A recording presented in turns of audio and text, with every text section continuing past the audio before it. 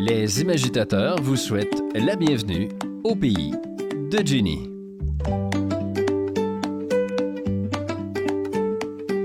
Hello, ici Jenny pour les imagitateurs du JDR. On retrouve ce petit temps d'interview, ou plutôt de discussion, avec des invités de qualité. On reçoit ici des personnes qui ont, elles aussi, imagité à leur façon le jeu de rôle classique. Allez, on embarque. Bienvenue au pays de Jenny.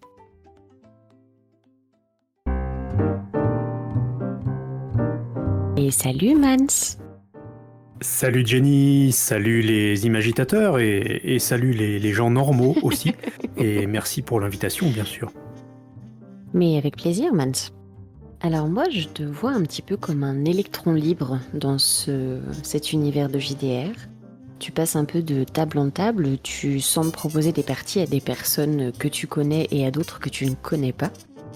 Comment ça se passe pour toi ? Est-ce que c'est une volonté de ne pas créer une table fixe ? Est-ce que tu aimes te balader au milieu des gens qui jouent au JDR ? Alors oui, tu as raison et profites-en parce que c'est assez rare quand on discute avec moi. En effet, j'ai recommencé le jeu de rôle assez récemment, on va dire, il y a à peu près 2 ans et demi peut-être, par du jeu par forum pour commencer, donc par écrit.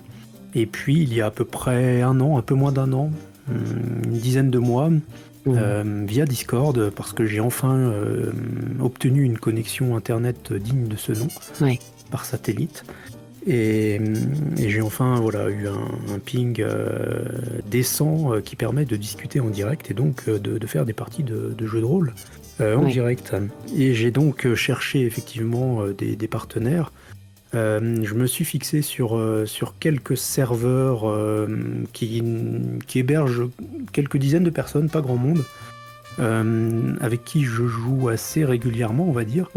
Mais surtout, je suis allé sur des serveurs où il y a plusieurs centaines, voire milliers de personnes, pour bien trouver des tables différentes, avec des joueurs différents à chaque fois. Parce que... on le sait tous, ce qui fait la saveur d'une partie, c'est avant tout les joueurs. C'est pas forcément la partie en elle-même, ni la technique, ni le scénario, ni l'ambiance, ni ce qu'on veut, mais c'est vraiment les interactions entre les différents joueurs. Il faut que ça marche bien, qu'il y ait une espèce d'alchimie, que tout le monde soit un peu sur la même longueur d'onde, et à partir de là, on peut vivre des super soirées. Et donc voilà, moi ce qui m'intéresse vraiment, c'est de rencontrer des gens différents. Alors parfois on peut être un peu déçu, on peut tomber dans des traquenards aussi, vivre des moments qui sont pas forcément super agréables. Mais souvent, on fait de belles rencontres. Et puis ça permet de voir aussi d'autres manières de jouer qui peuvent infléchir sa propre manière, de découvrir de nouveaux systèmes également, pourquoi pas, des nouveaux univers aussi, des nouveaux jeux. Et tout ça, c'est quand même vachement intéressant, ludique, amusant, divertissant. Et voilà, ça peut aussi permettre d'évoluer dans sa propre pratique. Et donc sur ta chaîne, on retrouve plusieurs formats différents, aussi des critiques de livres, du JDR, c'est très très varié comparé à la plupart des chaînes de JDR qui font uniquement du JDR. Oui. T'as beaucoup de choses à proposer, souvent des coups de gueule. Et oui, c'est exactement l'inverse de ce qu'il faut faire, et je suis bien placé pour le savoir puisque c'est mon métier, je bosse dans la communication. Donc il faut absolument pas faire, si vous nous écoutez, ce que je fais sur ma chaîne, c'est-à-dire de tout et de n'importe quoi. Il faut se centrer sur une activité, sur un type de contenu. Mais moi ça me saoule et donc je préfère passer les messages ou en tout cas m'amuser déjà en premier lieu, parce que ça m'amuse tout ça. Et oui. Et puis effectivement, parler comme j'en ai envie, aussi bien effectivement de bouquins, parce que c'est quelque chose qui me passionne, la lecture autant que l'écriture, et de jeux de rôle, et de manière de jouer, et aussi des actual play, parce que c'est un pan qui est super intéressant dans notre activité, qui n'existait pas bien évidemment il y a une trentaine, une quarantaine d'années, et qui est extrêmement riche. si on veut bien s'y plonger un petit peu et fouiner un petit peu dans ces méandres. Donc voilà, oui, effectivement, c'est très varié. Un homme aux multiples talents. Tu m'as fait l'honneur de me faire passer quelques textes à toi. Donc Mans, râleur, grincheux, mais aussi écrivain, rôliste, MJ, critique de lecture. À combien de talents tu vas t'arrêter ? Si tu savais. Je pense que la vie fonctionne par cycle. J'ai la chance ou la malchance de d'avoir passé la moitié de ma vie, on va dire. Et donc j'ai vécu un certain nombre de cycles, autant dans la vie professionnelle que personnelle, que des loisirs, etc. Et j'ai fait pas mal de choses différentes.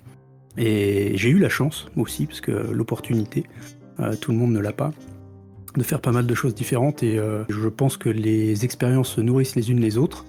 Et aujourd'hui, effectivement, touche à pas mal de domaines différents. Je ne suis pas forcément expert quelque part en particulier, mais n'empêche que je pense que je maîtrise, entre guillemets, pas mal de domaines différents qui me permettent à la fois d'analyser un petit peu le monde qui nous entoure et aussi de proposer des expériences sympathiques pour des gens qui peuvent être un petit peu expérimentés ou novices.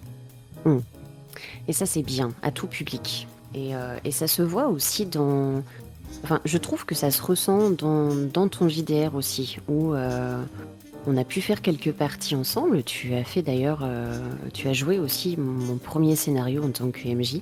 Oui. Et malgré ce côté un peu râleur, rentre-dedans, je te trouve très patient par rapport aux gens qui commencent en fait. Par rapport à ceux qui débutent, je trouve que tu as ce côté râleur disparaît et le côté pédagogue prend le dessus. Et voilà, c'est quelque chose que je trouve vraiment bien d'avoir cette patience malgré ces années d'expérience et malgré une intransigeance quelque part qui transpire de toi, mais pas au point que ce soit bloquant. Ce n'est pas vraiment de l'intransigeance, c'est plutôt le fait que les gens sont bêtes, donc c'est compliqué de faire autrement quand on a un petit peu de jugeote. Voilà. Mais en tout cas, alors je sais pas ce que le sort me réserve, mais je dis toujours que j'aimerais terminer ma carrière professionnelle dans l'enseignement. Ok. Et j'aime bien l'idée de transmettre, effectivement. Je trouve que notre monde, d'ailleurs, éducatif n'a aucun sens, qu'on jette des jeunes en pâture à des classes de gamins qui n'en ont rien à faire, alors que moi, les meilleurs profs que j'ai eus, c'était des gens qui bossaient dans l'industrie et qui étaient profs à côté, qui avaient une vraie expérience à transmettre, un vrai sens du pratique, du concret et une vraie vie à partager. Et voilà, je pense qu'on marche un petit peu à l'envers. Le fait justement d'avoir de l'expérience, alors là en l'occurrence dans le jeu de rôle, et de partager ça, de le transmettre, ça me semble assez normal, voire obligatoire. On devrait avoir 20% de travaux d'intérêt généraux pour aider des jeunes ou des moins jeunes, mais des gens qui débutent, et les lancer un petit peu, les accompagner en tout cas, et leur montrer ce qu'il est possible de faire. Oui. Et surtout, dans le JDR, je pense qu'il apporte quand même énormément. Dans une époque aujourd'hui qui n'est pas toute rose, on en parlera dans quelques discussions. Je vais avoir la chance de recevoir une psychologue qui a fait une étude là-dessus, justement sur les bienfaits du JDR, sur la santé mentale en général, sur les émotions, sur l'exercice qu'est d'apprendre à faire des descriptions, que ce soit des descriptions de l'environnement ou que ce soit des descriptions de sentiments.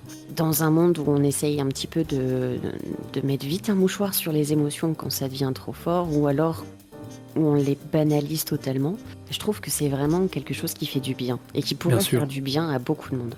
Et oui, d'ailleurs c'est une activité, alors dans un autre genre, mais qui est utilisée depuis des décennies en entreprise par exemple, pour faire de la cohésion d'équipe, ce genre de choses. Donc là, dans des objectifs qui sont tout autres, qui sont de productivité. Mais n'empêche que oui, c'est une activité qui peut se satisfaire à elle-même, qui est géniale parce qu'on vit des choses très agréable, même avec des gens qu'on ne connaît pas. Voilà, on se sort du quotidien, on peut avoir des analyses, peut-être même, si on joue dans des dystopies, ce genre de choses, Mm. sur notre monde, un certain recul. On peut faire même passer des idées politiques, pourquoi pas. Oui. Et puis c'est aussi une activité qui peut servir, ne serait-ce qu'à aider des gens qui sont peut-être un petit peu introvertis, qui sont dans la retenue, qui sont timides, surtout avec le distanciel, hein, le fait d'être chez soi en sécurité dans son cocon, dans sa chambre, dans son bureau, Oui. et d'être avec des gens qu'on ne connaît pas, ça c'est important. On ne peut pas les rencontrer, ils ne vont pas nous juger au coin de la rue demain. On est sûr, ou pratiquement, de jamais tomber sur eux dans la vraie vie. Effectivement. Et ça permet d'aller au-delà de ce qu'on pourrait faire dans un cadre normal, soit familial, amical, ou même dans une MJC, pourquoi pas. Mhm. Exact. Le choix de pouvoir allumer la caméra ou non aussi, pouvoir rester un petit peu anonyme dans un sens, hein, bien caché derrière un pseudo. Effectivement, ça peut aider pour beaucoup de personnes qui sont timides au point que ça handicape le quotidien, parce que la timidité, il y a beaucoup de gens qui en souffrent, mais Bien sûr, on peut ne pas en souffrir, hein, c'est ça. mais on peut aussi en souffrir. Et alors aujourd'hui, ça a sans doute changé. J'ai cherché, mais j'ai pas trouvé d'études un petit peu sociologiques sur les joueurs d'aujourd'hui. Mais dans les années 90, en fait, on était juste du top 10 de la classe, on va dire. On était dans les premiers de la classe, ou bien au contraire les branleurs du coin radiateur. Et soit des gens plutôt introvertis, soit des gens qui faisaient un petit peu le souk en classe. Ok. Et ça permettait de croiser des gens qui normalement se rencontraient pas dans la vraie vie ou se tapaient dessus. Clairement. Et c'est cool, je pense que ça a permis à un tas de monde d'aller un petit peu de l'avant et d'aller à la rencontre d'autres personnes. Je pense que tu as raison. En règle générale, j'ai assez raison. Tu vois, tu as dit j'ai assez raison, et pas j'ai toujours raison. C'est Ouais. bon, c'est bon. Je commence à être modéré, ouais, ça craint. Ouais. Et très récemment, donc, tu t'es initié au tandem ball, ou plutôt au ping-pong rolliste. J'ai malheureusement pas eu le temps d'écouter la vidéo en entier ce soir, parce que la journée a été chargée. Mais une question me brûle les lèvres. Alors, qu'est-ce que tu en as pensé ? J'étais très curieux de ce format parce que c'est quelque chose de très différent de ma pratique. Moi, le jeu de rôle, c'est un maître de jeu, Oui. un ou plusieurs joueurs, une trame scénaristique, des personnages assez définis. Moi, ce que j'aime avant tout, c'est l'interprétation des personnages, les relations entre les personnages joueurs et entre eux ou entre les personnages joueurs et les personnages non joueurs. Le fait d'avoir une page blanche comme ça et de se lancer un petit peu dans l'inconnu sans aucune construction, c'est non seulement déstabilisant, mais antinomique pour moi avec l'idée de jeu de rôle. C'est une activité qui est différente. Et donc effectivement, j'ai testé ça il y a 3 jours. Ok. Et ça a été un très bon moment. On a passé 2h30, je crois, à peu près, avec Maze. Ok. Ça a donné une vidéo d'1h35, si je me trompe pas. Et c'était un excellent moment. C'était fun, on s'est amusé. Mais je trouve que c'est très différent du jeu de rôle, malgré tout. Enfin, de ma pratique, en tout cas, du jeu de rôle. Parce que, en tout cas, dans cette partie, peut-être que je creuserai davantage et qu'il se passera d'autres choses. En tout cas, dans cette partie, on n'est pas vraiment entré dans de l'émotion, dans du... on n'a pas creusé en profondeur des personnages, des scènes, tu vois, on a fait qu'effleurer en fait le potentiel du jeu de rôle en lui-même. D'accord. Mais c'était amusant, mais c'est une pratique qui est à mon avis extrêmement intéressante pour développer son sens de la répartie, son imagination en direct, sa diction, exactement ce que je suis en train de faire là, donc tous ces mots parasites qui viennent parasiter en l'occurrence le discours et qui sont horribles. Je pense que voilà, ça peut nous aider à améliorer tout ça si tant est qu'on souhaite s'améliorer. Mhm. Et en tout cas, c'est fun et ça suffit déjà à soi-même de passer une bonne soirée, c'est cool. Exactement, exactement. C'est bien notre devise d'ailleurs, donc là je te rejoins, c'est que tant qu'il y a du fun, ça vaut le coup. Eh bien, ravi que tu te sois amusé alors avec ce système. J'ai hâte, on doit en partager un de Tandem Ball. J'ai hâte qu'on arrive à se poser sur ça. Avec grand plaisir. Tu devais te définir avec un seul adjectif. Qu'est-ce que tu choisirais? À part râleur, c'est trop facile. Ouais, c'est compliqué, un seul adjectif. Peut-être éclectique en effet, parce que je touche à pas mal de choses très différentes. Voilà, je fais du sport par exemple à côté, ce qui ne va pas forcément de pair avec le fait d'être rôliste. On n'a pas cette impression de prime abord. C'est vrai. Et plein d'autres choses aussi.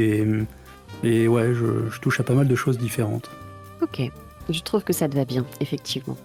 Avec toutes ces années d'expérience, est-ce que tu as une anecdote de JDR que tu as envie de partager? Que ce soit une anecdote, je sais pas, drôle, honteuse, dans l'émotion, peu importe, je te laisse le choix. Une qui a été marquante en tout cas. Des marquantes, il y en a un paquet. Il faut que je précise quand même que bien que j'ai débuté il y a très très longtemps, donc il y a pas loin de 40 ans, en fait j'ai pas tant de cumul d'années de jeux de rôle que ça. J'ai peut-être une douzaine d'années de jeux à mon actif. Ouais, mais ça reste ridicule par rapport à des gens qui ont débuté finalement il y a 15-20 ans et qui ont joué en non-stop et qui enchaînent 2, 3, 4, 5 parties par semaine. Ouais.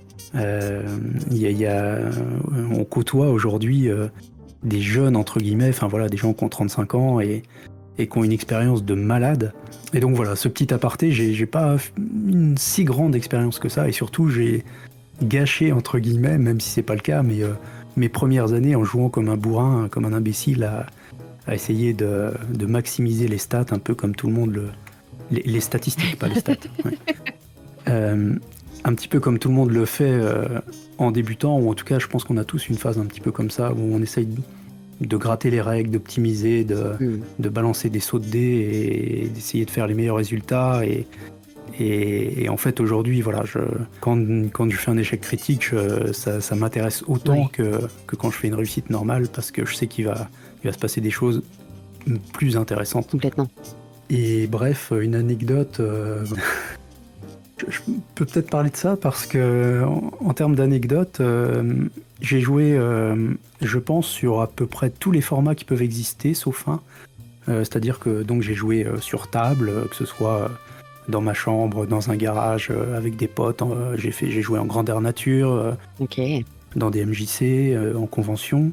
J'ai joué sur des IRC. Je sais pas si tu sais ce que c'est que des IRC. Pas du tout. Ça n'existe plus aujourd'hui. Par mail, donc maintenant sur Discord, sur les VTT.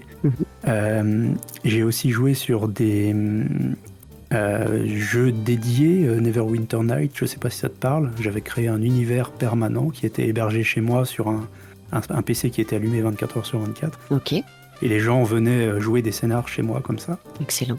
Et j'ai aussi joué, et ça c'est assez rigolo, sur le premier MMORPG. Ok. Donc en France, donc qui s'appelait The Force Coming, la 4e prophétie, qui était hébergé sur les serveurs de l'entreprise dans laquelle je bossais à l'époque. Et c'était assez rigolo parce que donc on était tous en 56K à l'époque, il y avait très peu d'ADSL encore. Oui.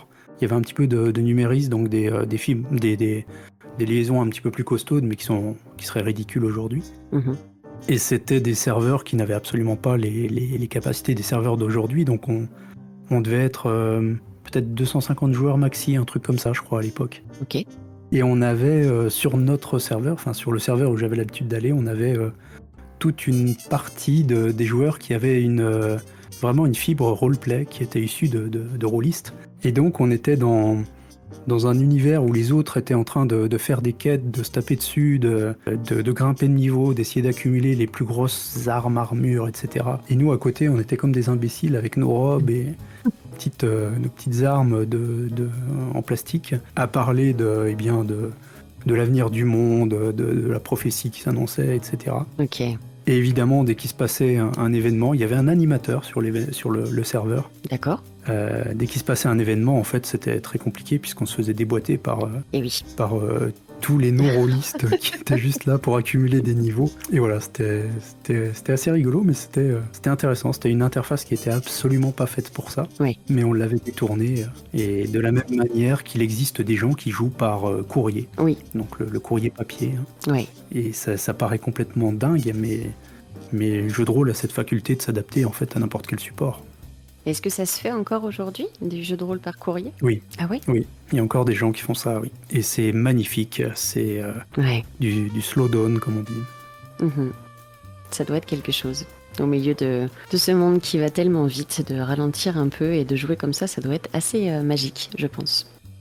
Tout à fait. Nonobstant les petits problèmes qui peuvent survenir avec notre cher poste. J'avais oublié de prévenir, mais tout le monde en prend pour son grade avec Mans. Hein. L'éducation nationale, la poste. Alors, quelques bonnes adresses que tu pourrais conseiller pour débuter. Si demain, un auditeur t'entend et se dit allez, cette fois, je me lance, j'y vais. Comment on fait? Eh bien, je pense que plus que les adresses, en fait, c'est la posture qui va être importante. Tu peux aller sur les gros serveurs JDR virtuel, Virtua JDR, Time to Roll, etc. Enfin, les serveurs où il y a vraiment plusieurs centaines, voire milliers de personnes. Mhm. Très bien, mais je pense que c'est le plus facile, effectivement, plutôt que d'aller dans un serveur où on est 50 personnes, où tout le monde se connaît déjà, où il y a une manière, des tables régulières, où il y a une manière de jouer, de proposer des parties, etc., qui est assez cadrée.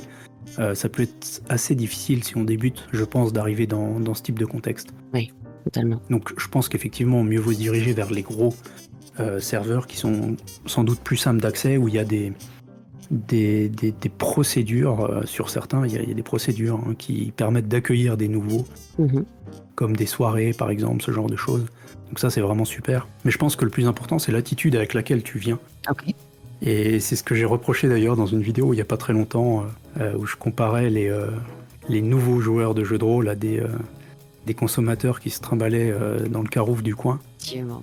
Parce qu'on voit beaucoup de gens qui viennent de jouer par exemple à Baldur's Gate, Ouais. à je ne sais pas quel jeu, ou qui ont vu le Donjons et Dragons au cinéma, ou voilà, qui ont eu une inspiration comme ça par une série, un film, un livre, et ils disent ouah cool, je vais faire du jeu de rôle. Ça c'est très cool, la démarche est bien. Par contre, la manière dont ils viennent, il y en a beaucoup qui arrivent en disant eh bien voilà, je me suis fait un personnage niveau 5, je veux jouer avec, ou alors moi mon truc c'est les nains, il faut que je joue absolument un nain. Oui. Ou bien je veux jouer du Warhammer avec telle règle, dans tel monde, avec un MJ qui est dans la narration partagée, et ce sera le vendredi soir de 21h à 2h du matin. Oui. Et ça, honnêtement, on les voit, ce genre d'annonces, elles existent, hein, j'invente pas. Ah oui. Mais oui, carrément. Ok. Et ça, c'est triste, c'est dramatique, parce que c'est le reflet de la société dans laquelle on vit aujourd'hui. Hein. C'est l'individualisation à l'extrême, c'est je veux ça tout de suite. Totalement. Et ce serait dommage que notre pratique pâtisse un petit peu de ça. Donc je pense qu'il y a suffisamment de garde-fous qui peuvent être un peu fous d'ailleurs eux-mêmes, pour pallier un petit peu ce genre de problème.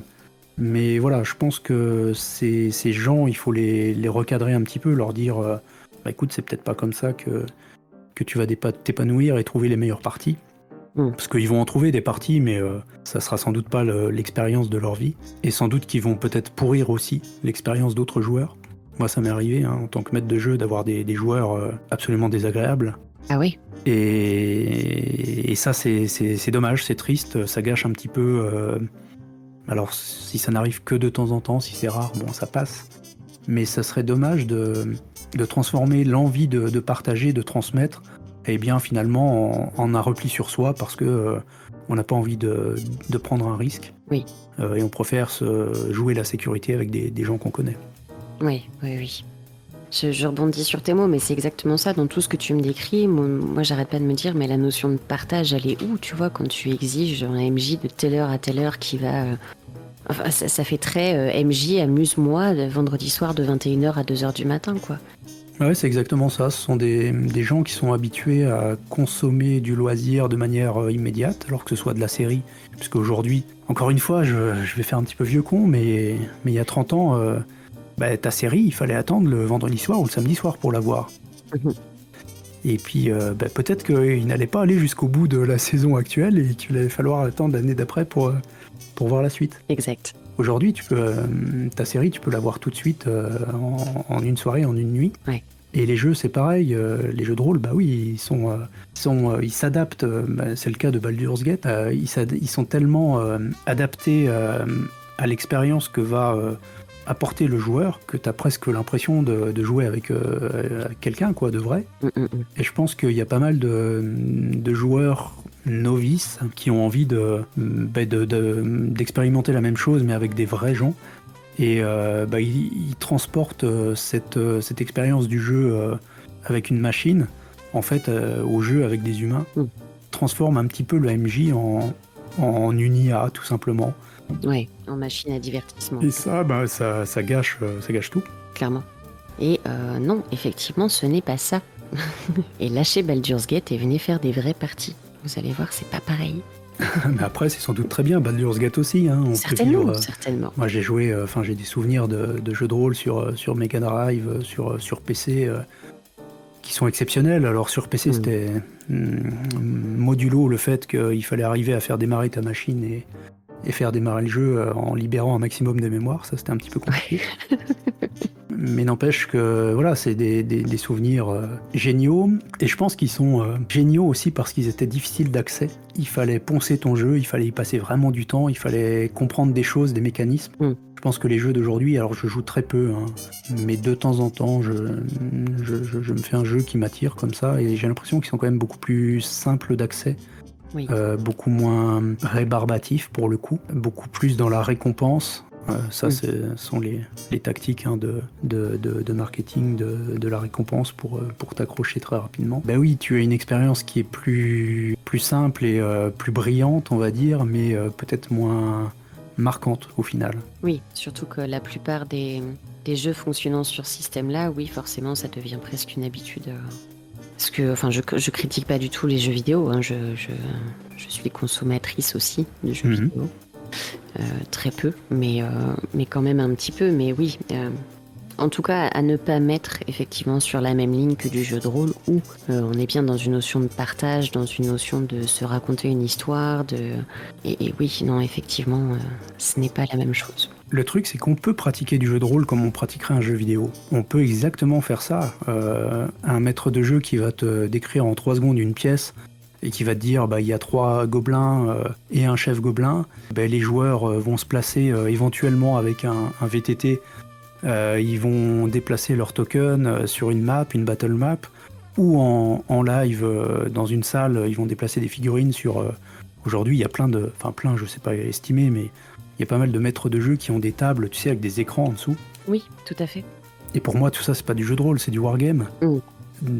C'est très proche de l'expérience du jeu vidéo en fait. Le MJ finalement c'est qu'une prolongation de l'ordinateur et puis les joueurs ils n'ont pas une souris entre les mains ou une manette mais des dés et leurs paroles pour décrire 2-3 actions, mais la richesse n'est pas beaucoup plus importante qu'en fait sur un écran avec un ordinateur. Oui, tout à fait. Et c'est malheureusement tu vois, quand on regarde les actual play, on parlait des actual play tout à l'heure, on en voit beaucoup qui se basent sur des battle maps où le MJ décrit très peu ce qui se passe, on jette les dés, on se marre un peu, on fait des blagues. De temps en temps, il y en a un qui prend une voix un peu bizarre, mais ça va pas plus loin. Il n'y a pas de jeu de rôle au sens d'interprétation de personnages, au sens d'échange humain.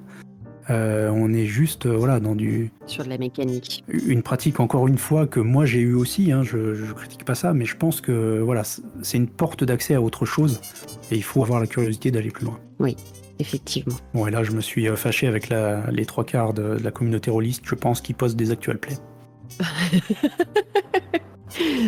Écoute, c'est possible, je sais pas. Au pire, on coupera. Non, c'est pas grave. J'aime bien être fâché avec les gens. J'aime pas les gens de toute façon. Mais qu'est-ce que tu fais là avec moi alors? Mais t'es pas une vraie gente, t'es une IA, toi, non? Non, non, je t'assure. Pour de vrai, non, non, je suis en chair et en os. Promis. C'est génial avec toi parce que en fait, j'avais 3 questions à te poser et t'as répondu aux 3 alors que j'en ai posé qu'une. Ah, flûte. Ah non, c'est trop bien. Ah bon, écoute. Sur un ton beaucoup plus léger, je sais que le sport prend une grande place dans ta vie. Et je veux te poser une question cruciale. Est-ce que tu préfères faire de la randonnée pieds nus ou du ski sans bonnet? Eh bien, j'aurais tendance à dire du ski pieds nus, mais ça sort du cadre de ta question. Dissident. Un petit peu. Alors, de la randonnée pieds nus, j'ai déjà fait. Ah oui? Du ski sans bonnet aussi, d'ailleurs. Merde.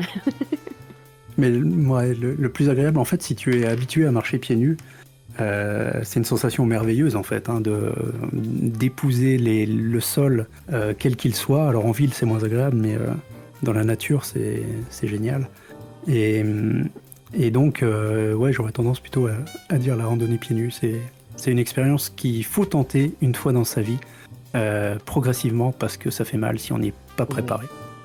Quand je vois déjà comment je me comporte sur une plage avec des galets, tu vois, j'aurais très très peur de partir en randonnée sans chaussures. Ah oui, mais tout le monde n'a pas 2 en agilité. C'est ça. Donc tous les gens qui ne sont pas comme moi, tentez l'expérience. Une chanson honteuse que tu hurles sous ta douche. Alors, je ne chante pas sous la douche, j'apprécie ce moment, donc je ne me le gâche pas en chantant. Ok, dans ta voiture alors? Mais des chansons honteuses, il y en a pas tellement, j'ai pas tellement honte de ce que j'écoute. Moi à la base je suis plutôt un hardos. Ok. J'aime ouais, le gros son des années 80, même 60-70. Ok. Je déteste tout ce qui a été fait depuis 1988 à peu près. Parfait, je suis née en 87. T'as eu chaud. Grave, j'avais peur. Après le 80, j'attendais, tu sais, je me disais si c'est 6, je suis dans la merde. Mais non, après je sais qu'il y a une espèce de limite qui se produit dans ton cerveau aussi, arrivé à un certain âge, je sais plus quel âge exactement, mais qui fait que tu as du mal à apprécier les nouveaux sons, les nouveaux arrangements, les nouvelles musiques qui sortent une fois que tu as franchi, je sais plus, 23 ans, peut-être 25 ans. Mais ça se vérifie bien chez moi, hein. J'aime vraiment pas la musique actuelle. Je pourrais même dire que je la déteste, ainsi que les gens qui la pratiquent. Et donc, Fight Fire with Fire de Metallica, voilà. Ok, ouais, c'est pas vraiment honteux. T'as jamais une chanson à la con qui te passe dans la tête et que t'arrives pas à te défaire Non, je pense pas. Non? Ok, tu as un esprit sain alors, je suis Esprit admirative. sain, corps sain, voilà, c'est ça, tu m'as bien cerné. Eh bien, on arrive à la fin de cette interview et on a une petite tradition qui se met en place où le mot de la fin, on le prend au pied de la lettre. Donc, je te demande un mot de la langue française que tu apprécies particulièrement, peut-être pas tous les jours, mais en tout cas ce soir. Alors, j'en ai parlé il y a pas très longtemps, donc mon mot de la fin, ça sera uchronie. Ok. Ah oui, c'est pas commun. Ouais, mais j'adore les uchronies et j'ai parlé, j'ai réalisé l'interview il y a quelque temps de Tony Chanclot, qui est l'auteur de Magna, qui est un jeu de rôle basé sur une uchronie justement, et qui est très intéressant, un jeu à secret. Ce qui est vachement bien avec le jeu de rôle. Enfin, désolé, le mot de la fin se prolonge. Mais vas-y, avec plaisir. C'est qu'en fait, ce sont des œuvres à part entière la plupart du temps, à part D&D par exemple, enfin voilà, des univers qui sont pas forcément fouillés, mais même si aujourd'hui ils le sont peut-être davantage, Mais voilà, Magna par exemple, ça pourrait être un roman, enfin même une série de romans, puisqu'il a créé une campagne en 6 volets euh, qui révèle au fur et à mesure toute l'ampleur de son univers, de ses personnages, du lore. Et ça c'est vachement bien, on le retrouve dans beaucoup de jeux où il y a des créations originales qui te transportent vraiment ailleurs. Et le fait de pouvoir jouer dans ces univers, ça rajoute une dimension énorme. Tu n'es plus simplement lecteur, spectateur de ton roman, de ta série, mais voilà, tu peux être acteur à l'intérieur et ça vaut vraiment le coup de se lancer dans ce genre d'expérience. Ok. Eh bien, je ne peux conseiller de suivre le petit lien sous la vidéo pour aller découvrir tout cet univers-là, que ce soit les interviews dont tu viens de parler, que ce soit les critiques de livres ou les actuels plays, ou les coups de gueule envers les MJ ou les joueurs. C'est une chaîne très très intéressante et qui nous propose tout un panel de choses. C'est rafraîchissant. Eh bien écoute, merci beaucoup. Merci à toi. Et on va couper parce que j'ai pas de faim non plus. Quel Voilà. amateurisme, franchement. Mais totalement. Totalement.